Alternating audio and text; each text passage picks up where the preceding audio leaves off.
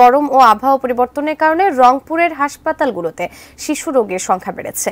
Rangpur medical college হাসপাতালে 50টি শিশু শয্যা থাকলেও সেখানে প্রতিদিন চিকিৎসা নিচ্ছে 2 থেকে 3 গুণ বেশি রোগী। এদিকে রংপুর নগরীতে আধুনিক সুযোগ সুবিধা সম্বলিত 100 শয্যার শিশু হাসপাতালটি লোকবল এবং সরঞ্জামের অভাবে উদ্বোধনের 13 মাস পরও চালু হয়নি। শিশু হাসপাতাল চত্বর থেকে এ নিয়ে বিস্তারিত জানাচ্ছেন রংপুর প্রতিনিধি মাহবুবুল ইসলাম। রংপুরে নির্মিত হয়েছে 100 শয্যার একটি আধুনিক শিশু হাসপাতাল। প্রায় 31.5 কোটি টাকা ব্যয়ে 1 একর 38 শতক জমিতে এই হাসপাতালটি নির্মাণ করা হয়েছে।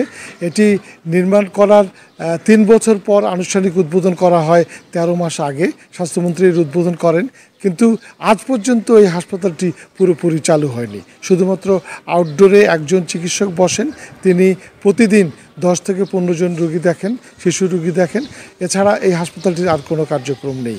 অথচ এই সময়ে যদি এরকম একটি বড় হাসপাতাল চালু থাকতো, তাহলে রংপুর বিভাগের প্রায় 2 কোটি মানুষের শিশুদের সুচিকিৎসার একটা ব্যবস্থা হতো।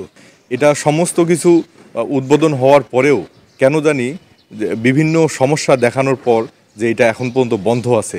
এই বন্ধ থাকাটা আমাদের যেমন রংপুরের মানুষের জন্য একটা হতাশার, এবং চিকিৎসা যেভাবে এটা ব্যাহত হচ্ছে, সাধারণ মানুষ যেটা চিকিৎসা পাওয়ার কথা সেটা থেকে ব্যাহত হচ্ছে, এবং সরকারের এই উন্নয়ন প্রকল্পটি এইভাবেই যদি পড়ে থাকে তাহলে এটা দিন দিন এটা অকেজো হয়ে যাবে, নষ্ট হয়ে যাবে।